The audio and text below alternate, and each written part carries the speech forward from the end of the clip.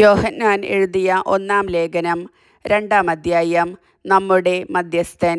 എൻ്റെ കുഞ്ഞുമക്കളെ, നിങ്ങൾ പാപം ചെയ്യാതിരിക്കേണ്ടതിനാണ് ഞാൻ ഇവ നിങ്ങൾക്കെഴുതുന്നത്. എന്നാൽ ആരെങ്കിലും പാപം ചെയ്യാനിടയായാൽ തന്നെ പിതാവിൻ്റെ സന്നിധിയിൽ നമുക്ക് ഒരു മധ്യസ്ഥനുണ്ട്, നീതിമാനായ യേശുക്രിസ്തു. അവൻ നമ്മുടെ പാപങ്ങൾക്ക് പരിഹാരബലിയാണ്, നമ്മുടെ മാത്രമല്ല ലോകം മുഴുവൻ്റെയും പാപങ്ങൾക്ക്.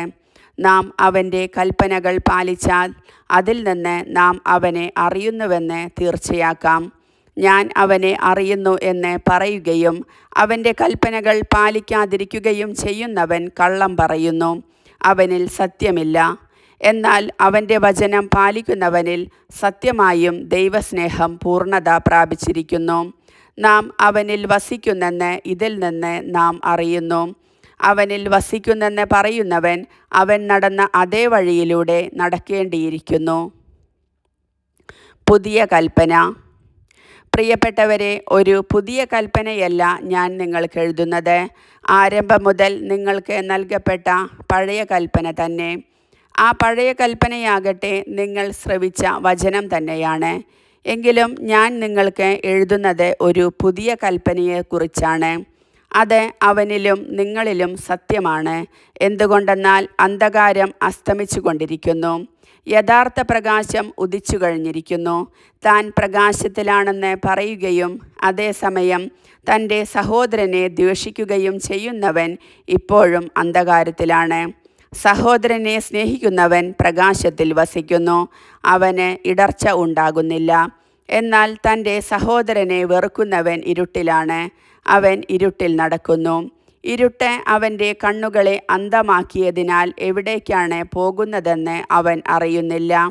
കുഞ്ഞുമക്കളെ, ഞാൻ നിങ്ങൾക്ക് എഴുതുന്നു, അവൻ്റെ നാമത്തെ പ്രതി നിങ്ങളുടെ പാപങ്ങൾ ക്ഷമിക്കപ്പെട്ടിരിക്കുന്നു. പിതാക്കന്മാരെ, ഞാൻ നിങ്ങൾക്ക് എഴുതുന്നു, ആദ്യം മുതലുള്ളവനെ നിങ്ങൾ അറിയുന്നു. യുവാക്കന്മാരെ, ഞാൻ നിങ്ങൾക്ക് എഴുതുന്നു, ദുഷ്ടനെ നിങ്ങൾ ജയിച്ചിരിക്കുന്നു. കുഞ്ഞുങ്ങളെ, ഞാൻ നിങ്ങൾക്ക് എഴുതുന്നു, പിതാവിനെ നിങ്ങൾ അറിയുന്നു. പിതാക്കന്മാരെ, ഞാൻ നിങ്ങൾക്ക് എഴുതുന്നു, ആദ്യം മുതലുള്ളവനെ നിങ്ങൾ അറിയുന്നു. യുവാക്കന്മാരെ, ഞാൻ നിങ്ങൾക്ക് എഴുതുന്നു, നിങ്ങൾ ശക്തന്മാരാണ്, ദൈവത്തിൻ്റെ വചനം നിങ്ങളിൽ വസിക്കുന്നു, നിങ്ങൾ ദുഷ്ടനെ ജയിക്കുകയും ചെയ്തിരിക്കുന്നു. ലോകത്തെയോ ലോകത്തിലുള്ള വസ്തുക്കളെയോ നിങ്ങൾ സ്നേഹിക്കരുത്. ആരെങ്കിലും ലോകത്തെ സ്നേഹിച്ചാൽ പിതാവിൻ്റെ സ്നേഹം അവനിൽ ഉണ്ടായിരിക്കുകയില്ല. എന്തെന്നാൽ ജഡത്തിൻ്റെ ദുരാശ, കണ്ണുകളുടെ ദുരാശ, ജീവിതത്തിൻ്റെ അഹന്ത, ഇങ്ങനെ ലോകത്തിലുള്ളതൊന്നും പിതാവിൻ്റേതല്ല, പ്രത്യുത ലോകത്തിൻ്റേതാണ്. ലോകവും അതിൻ്റെ മോഹങ്ങളും കടന്നു പോകുന്നു, ദൈവഹിതം പ്രവർത്തിക്കുന്നവനാകട്ടെ എന്നേക്കും നിലനിൽക്കുന്നു. ക്രിസ്തുവിൻ്റെ വൈരികൾ. കുഞ്ഞുങ്ങളെ, ഇത് അവസാന മണിക്കൂറാണ്. അന്തിക്രിസ്തു വരുന്നു എന്ന് നിങ്ങൾ കേട്ടിട്ടുണ്ടല്ലോ. ഇപ്പോൾ തന്നെ അനേകം വ്യാജക്രിസ്തുമാർ പ്രത്യക്ഷപ്പെട്ടിട്ടുണ്ട്. ഇത് അവസാന മണിക്കൂറാണെന്ന് അതിൽ നിന്ന് നമുക്കറിയാം. അവർ നമ്മുടെ കൂട്ടത്തിൽ നിന്നാണ് പുറത്തുപോയത്. അവർ നമുക്കുള്ളവരായിരുന്നില്ല. നമുക്കുള്ളവരായിരുന്നെങ്കിൽ നമ്മോട് കൂടെ നിൽക്കുമായിരുന്നു. എന്നാൽ അവരാരും നമുക്കുള്ളവരല്ലെന്ന് ഇങ്ങനെ തെളിഞ്ഞിരിക്കുന്നു. പരിശുദ്ധനായവൻ നിങ്ങളെ അഭിഷേകം ചെയ്തിട്ടുണ്ടെന്ന് നിങ്ങൾക്കറിയാമല്ലോ. നിങ്ങൾ സത്യം അറിയായ്ക കൊണ്ടല്ല ഞാൻ നിങ്ങൾക്കെഴുതുന്നത്, നിങ്ങൾ സത്യം അറിയുന്നതുകൊണ്ടും വ്യാജമായതൊന്നും സത്യത്തിൽ നിന്നല്ലാത്തതുകൊണ്ടുമാണ്. യേശുവാണ് ക്രിസ്തു എന്നത് നിഷേധിക്കുന്നവനല്ലാതെ മറ്റാരാണ് കള്ളം പറയുന്നവൻ? പിതാവിനെയും പുത്രനെയും നിഷേധിക്കുന്നവനാരോ അവനാണ് അന്തിക്രിസ്തു.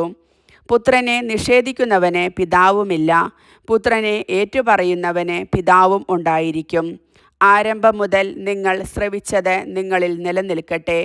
അത് നിങ്ങളിൽ നിലനിൽക്കുമെങ്കിൽ നിങ്ങൾ പുത്രനിലും പിതാവിലും നിലനിൽക്കും. അവൻ നമുക്ക് നൽകിയിരിക്കുന്ന വാഗ്ദാനം ഇതാണ്, നിത്യജീവൻ. നിങ്ങളെ വഴിതെറ്റിക്കുന്നവർ നിമിത്തമാണ് ഇത് ഞാൻ നിങ്ങൾക്ക് എഴുതുന്നത്. ക്രിസ്തുവിൽ നിന്ന് നിങ്ങൾ സ്വീകരിച്ച അഭിഷേകം നിങ്ങളിൽ നിലനിൽക്കുന്നു, അതിനാൽ മറ്റാരും നിങ്ങളെ പഠിപ്പിക്കേണ്ടതില്ല. അവൻ്റെ അഭിഷേകം എല്ലാ കാര്യങ്ങളെയും കുറിച്ച് നിങ്ങളെ പഠിപ്പിക്കും. അത് സത്യമാണ്, വ്യാജമല്ല. അവൻ നിങ്ങളെ പഠിപ്പിച്ചതനുസരിച്ച് നിങ്ങൾ അവനിൽ വസിക്കുവിൻ. കുഞ്ഞുമക്കളെ, അവൻ പ്രത്യക്ഷനാകുമ്പോൾ നമുക്ക് ആത്മധൈര്യം ഉണ്ടായിരിക്കാനും അവൻ്റെ മുൻപിൽ ലജ്ജിക്കാതിരിക്കാനും വേണ്ടി അവനിൽ വസിക്കുവിൻ.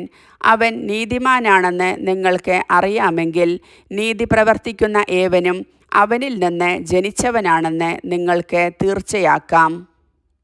കർത്താവിൻ്റെ വചനം.